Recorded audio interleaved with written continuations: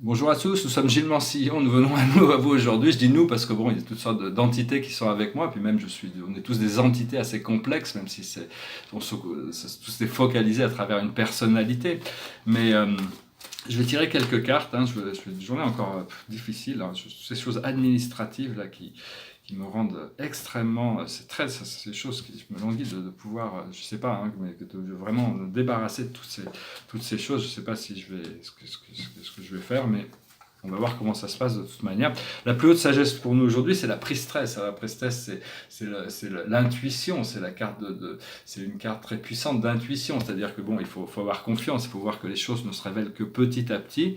Et il y a le monde invisible et le monde visible. Alors ici, il y a le dauphin qui représente quand même la joie de vivre, la sérénité, le bonheur. Les dauphins sont dans le bonheur, la joie de vivre, la sérénité. Il y a le sphinx qui est le symbole de la vie éternelle.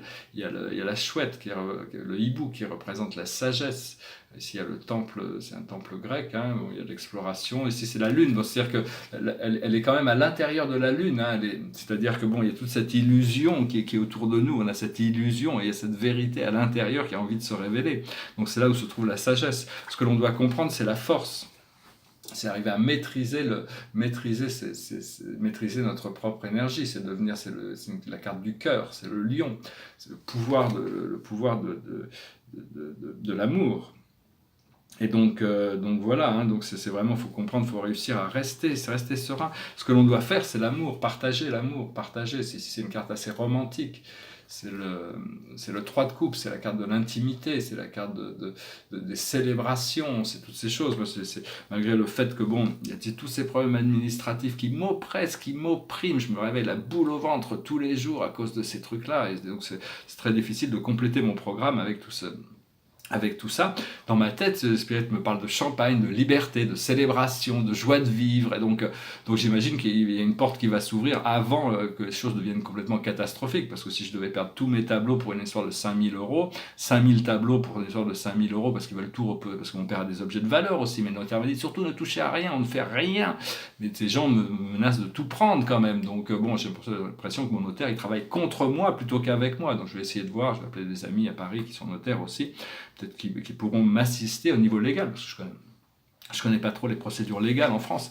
Et l'aboutissant, c'est le fou, c'est-à-dire se libérer des peurs, avoir fait le tour de la situation, pouvoir faire des sauts quantiques. Alors quel est le tigre de la peur? C'est l'acteur, on joue tous des jeux, c'est-à-dire c'est des acteurs, on est tout le monde joue son rôle pour arriver à permettre l'évolution de chacun. Et donc c'est arriver à pouvoir changer de rôle aussi. Mais éventuellement, on veut tomber les masques, on veut arrêter les rôles pour pouvoir être nous-mêmes, être authentique. Le tigre de la peur, qu'est-ce que c'est? C'est l'ermite, c'est-à-dire arriver à se tourner complètement vers l'intérieur et abandonner toutes les forces extérieures, pouvoir éclairer aussi la voie des autres, mais ne pas être dépendant d'avoir un œil sur le passé, mais deux yeux sur le futur. L'ermite, c'est la manière dont on doit faire notre saut quantique. C'est la manière, pardon, excusez-moi, le tigre de la peur, c'est l'acteur. Ce que l'on doit faire, je ne suis pas très très bien aujourd'hui, j'ai un peu de difficulté à gérer toute cette situation matérielle autour de moi.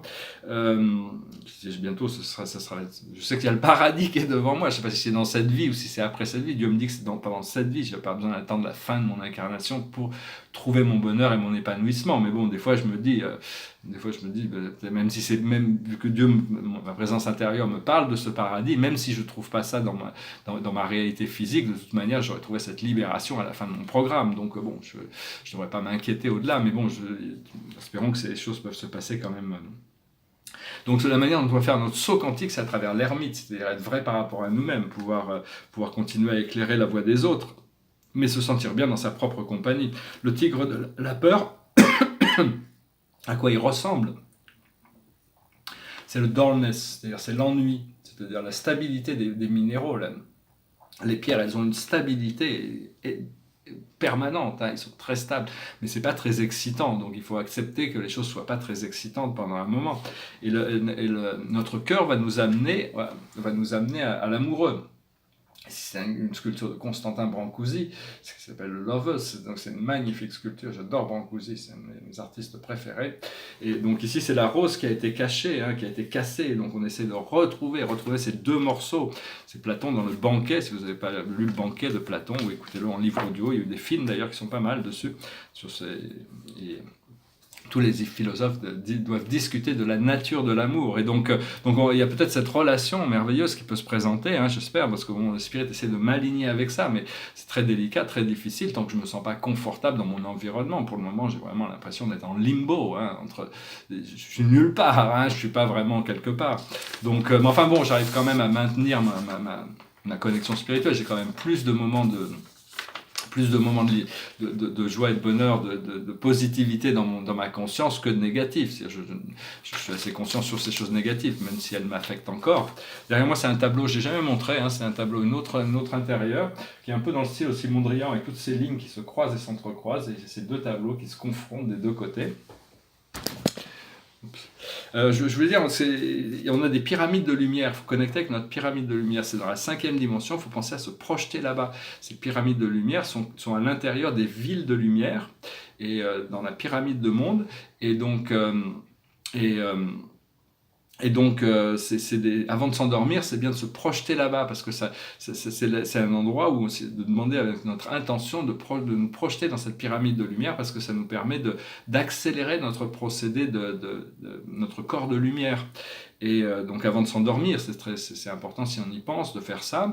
Et les pyramides de lumière sont automatiquement montées, elles sont dans la 5e dimension, mais si on peut monter dans la 6e, 7e, au fur et à mesure qu'on est prêt à intégrer des nouvelles énergies, les anges les font monter naturellement. Hein. Donc si vous cherchez votre pyramide de lumière, dans la ville de lumière, dans la pyramide de monde, savoir que bon, Dieu, c'était au départ, Dieu est un, et il s'est fragmenté en un nombre infini de morceaux. Il a créé des familles d'âmes, et donc des familles d'âmes, et des familles d'âmes, et des familles d'âmes, un nombre infini de familles d'âmes. On appartient tous à une famille d'âmes. Et donc, et à l'intérieur de ces familles d'âmes, on est un individu, on a une conscience individuelle qui est éternelle.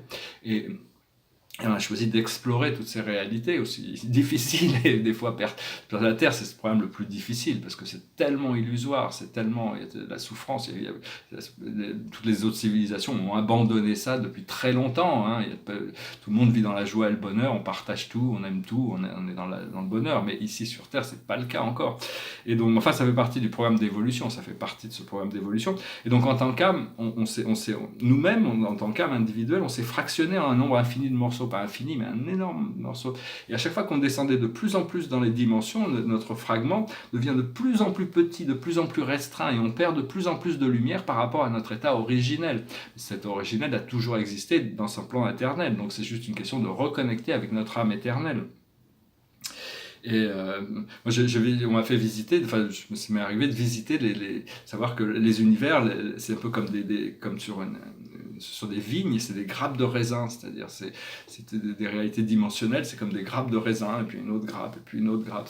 Un matin, je me suis réveillé, j'étais en train d'escalader cette immense vigne cosmique, c'était tellement incroyable, puis je me suis revu redescendre, je me suis dit, oh là là, qu'est-ce que je fous là, c'était tellement beau, tellement incroyable. Mais enfin bon, je pense qu'il doit y avoir une raison pour laquelle je suis venu ici, hein, de toute manière.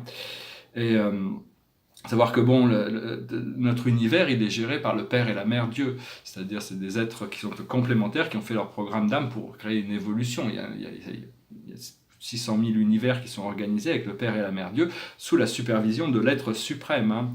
Et donc voilà, c'est aussi sur Terre, ce qu'il faut savoir, c'est qu'il y a des âmes qui sont descendues au-dessous de la 3e dimension. Hein, et les âmes, ils sont tellement cruels, tellement égoïstes, tellement sauvages, ils sont dans la 2e dimension. Hein, ils sont tellement avides, ils sont sadiques, ils sont jaloux, ils sont méchants. Mais depuis Platon, on sait que la méchanceté, toutes ces choses-là, c'est parce qu'ils ne sont pas capables de dépasser ces leçons, et donc ils sont encore là. Donc c'est pas leur faute s'ils en sont là, c'est juste qu'ils en sont là. Ce qu'il faut, c'est arriver à ne plus montrer sous l'emprise. Plus on est réveillé, ou plus on arrive à se détacher de toute cette emprise négative, de tous ces gens qui sont qui nous veulent pas du bien, en gros, qui ne voient que leur bien et qui font du mal aux autres. Bon, il y en a de moins, ça devient de plus en plus évident et on s'allège quand même, on s'est beaucoup allégé par rapport à l'ancien programme avant 2012. Même la Terre intérieure, la lumière de la Terre intérieure, elle commence à envahir de plus en plus la lumière, les lumières australes et boréales, c'est la lumière de la Terre intérieure, et elle descend maintenant jusqu'en Écosse, hein, donc ça vient. Hein. Donc ça vient. Bon, je regardais aussi au niveau social et politique, il y a il y a beaucoup de gens, des communistes qui penseraient que ça me choque un peu de voir toutes ces idéologies qui sont apportées, de dire que bon, on veut pas de riches, on veut que des pauvres, comme ça on se sentira moins pauvre, il y aura moins d'égalité si tout le monde est pauvre. Mais moi c'est pas du tout mon avis. Il vaut mieux éliminer la pauvreté pour que tout le monde puisse évoluer et que l'ascenseur social fonctionne pour tout le monde. Après ça, il y a la jalousie des uns qui et les autres ils ont plus que j'ai. Elle a dit dans le Coran, il faut accepter, il y en a qui ont plus que d'autres. Ça fait partie de ce programme du monde terrestre. Mais il faut que l'ascenseur social fonctionne pour tout le monde. Il faut que tout le monde puisse augmenter la qualité de sa vie. Moi, je suis néoplatonicien, pour répéter cette idée, c'est que déjà dans l'Antiquité, les philosophes avaient compris que la société n'était pas égale à tout point, et que l'esclave voulait devenir libre, l'homme libre voulait devenir un citoyen, le citoyen voulait devenir un homme riche voulait devenir un gouverneur, le gouverneur voulait devenir un roi, et le roi voulait devenir un dieu. C'était normal, ça fait partie du procédé de la source, de vouloir grandir et évoluer. En réalité, on a tous cette possibilité de revenir à l'état de divinité à l'intérieur de nous. C'est juste qu'on a tous ces obstacles qui sont là pour notre évolution aussi. Donc voilà, il faut essayer de prendre les choses à la légère et pas prendre les choses trop au sérieux, mais bon, faut pas non plus se laisser trop manipuler par toutes ces idées, ces fausses idées, ces idées que la pauvreté, la noblesse de la pauvreté, la noblesse de la souffrance, la noblesse du pouvoir, toutes ces choses-là. Non, pour moi, c'est pas du tout valide. C'est l'amour et la lumière et la sagesse qui doivent régner en nous, et à partir de là, les cultiver pour pouvoir nous permettre d'avancer, d'évoluer à l'intérieur de notre programme. Voilà, hein, je voulais juste venir, je suis pas très en forme, mais je voulais finir faire une vidéo quand même, hein, j'ai pris cette habitude de faire ces vidéos. Je vais finir avec une chanson, c'est une chanson d'amour, hein, ça s'appelle Baby I Love Your Way. Oh baby I love your way, every day. Shadows grow so long before my eyes, and they're moving across the page. Suddenly the day turns into night, far away from the city. But don't hesitate, 'cause your love won't wait. Oh baby, I love your way every day. Wanna tell you I love your way every day. Wanna be with you night and day. The moon appears to shine and light the sky with the help of some firefly. I wonder how they have the power to shine, shine, shine. I can see them under the pine. But don't hesitate, 'cause your love won't wait. Oh baby, I love your way every day. Wanna tell you I love your way. Wanna be with you night and day. I can see the sunset in your eyes, brown and gray, blue besides. Clouds are stalking highlands in the sun. Wish I could buy one off season. But don't hesitate, 'cause your love won't wait. Oh baby, I love your way every day. Wanna tell you I love your way every day. Wanna be with you night and day. Voilà, je vous remercie de rester jusqu'à la fin. Hein. Donc l'aboutissant, c'est vraiment le fou. Hein. C'est d'arriver à se libérer, compléter le cycle. Il n'y a que les fous qui n'ont pas de peur, mais compléter ce cycle pour avoir fait le tour du programme, pour pouvoir. Et puis notre cœur va nous amener à l'amoureux, hein, vraiment. Donc trouver cette réunification, que ce soit à l'intérieur de nous et à l'extérieur de nous. Donc il faut avoir la foi, garder la lumière de toute manière, quoi qu'il arrive, de quoi qu'il se passe. De toute manière, faut essayer de garder la foi et se rester bien sur des fois c'est des tests de caractère qui nous permettent de savoir jusqu'où est-ce que la vie peut nous déstabiliser, ou ça nous apprend à rester serein et lucide dans toutes circonstances. De toute manière, on va finir par y arriver. De toute manière, c'est notre programme. Je vous remercie. Bonne journée. Namasté.